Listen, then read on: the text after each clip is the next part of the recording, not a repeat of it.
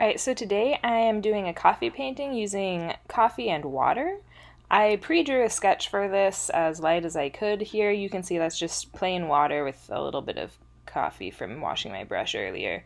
And then this coffee has been sitting out for about 3 days in order to let it evaporate and condense a bit. So I'm using a mixture of coffee and water here in order to create a background. And this background, I can go right over some of my lines because as long as I don't want the paper to be white, the later layers of coffee will sort of eradicate the older layers pretty well.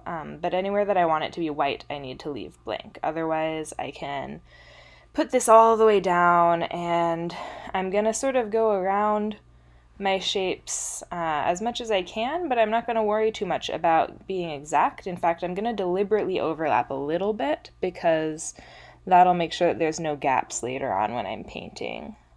For this background bit, I don't want it totally even. A little bit streaky will be fine because it'll add an extra contrast to the painting that I'm doing later.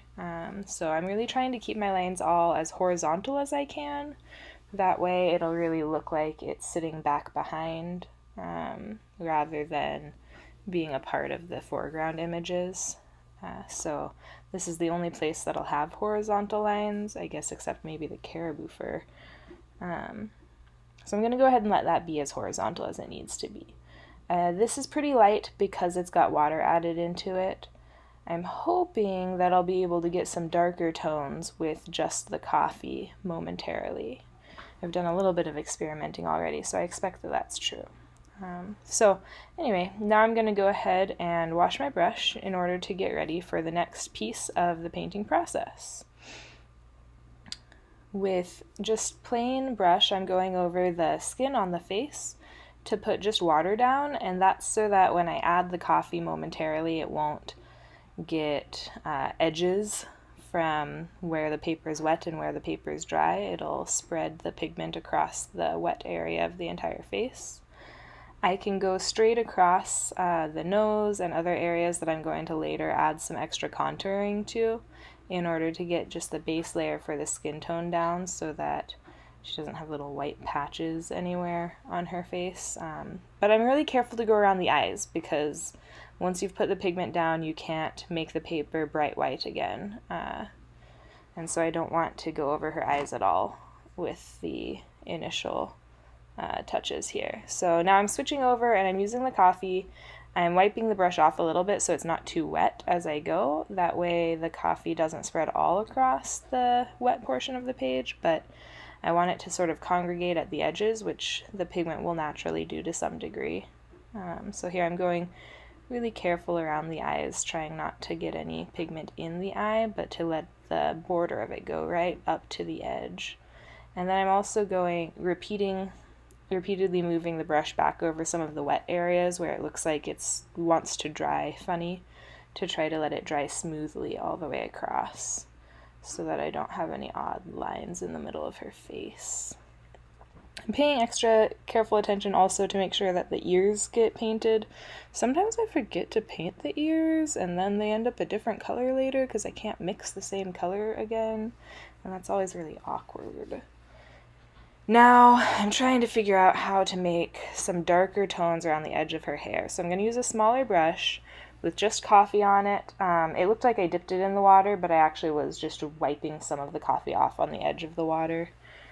And I'm going to keep doing that to try to add some purer coffee to some of the edge areas where I need to add shadows to the face. That's going to be like right here along the edge of the nose and under the eyebrow, right along the edges of the eyes. You really want those darker tones to sink in, and then back at her temples a bit. I'm also going to be adding these darker tones right at the edge of her hairline, like her hairs may be shadowing her face or to show the curve of her forehead. And then I'll bring it down also under her eyes and along the edges of her cheeks. I'll have to define her cheekbones a bit too. I'm using a photo for reference, and the photo that I'm using really shows her smile has lit up some different shading around her cheeks. So I'll add these darker tones in around the nose and the mouth and the cheeks in order to let that smile really light up her face. I'm not sure exactly how I'm going to get it dark enough for the nostrils to actually look like nostrils yet. I might have to wait a couple days for some more evaporation to happen, but here I am shading in her cheeks and around her mouth where those smile lines really show up. Even in really young people, you'll see those smile lines strong when they're grinning. And so this is a portrait of a younger girl, but she's really got smile lines from her grin in my photo reference, so I'm trying to add those in clearly. But my pigment's not getting very dark. I might have to switch up my technique. I'm going to try just layering it first, though, and see if layering it up will let it get any darker. I want to bring that shadow smoothly all the way down to her chin and then underneath her mouth as well. Under your bottom lip you get a good shadow for a lot of people. Next I'm going to keep contouring her face a bit right on the edges. Oops, I forgot an ear. Alright, like I said, the ears always get me, so here we'll touch them up a bit and add some shadow. Ears are hard, they're so complex, lots of little pieces to try to show. Alright, I'm trying to really get the right amount of pigment on this brush to make it darker without making too stark of lines between my light and my dark on the face. There's some areas where the line's really sharp and some areas where it needs to blend from dark to light smoothly.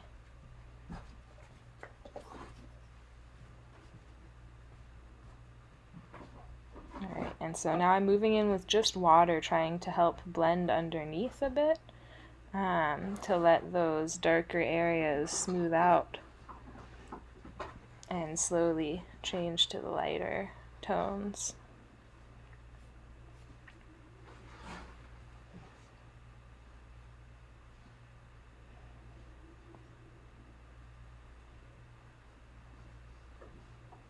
Alright, and here we're adding in some more of that really pure coffee right around the edges of the eyes to let those eyes stand out a bit more and to give the impression of the eyelid being there. You've got to make sort of little parallel lines around the eyes in order to make it look like they've got an eyelid.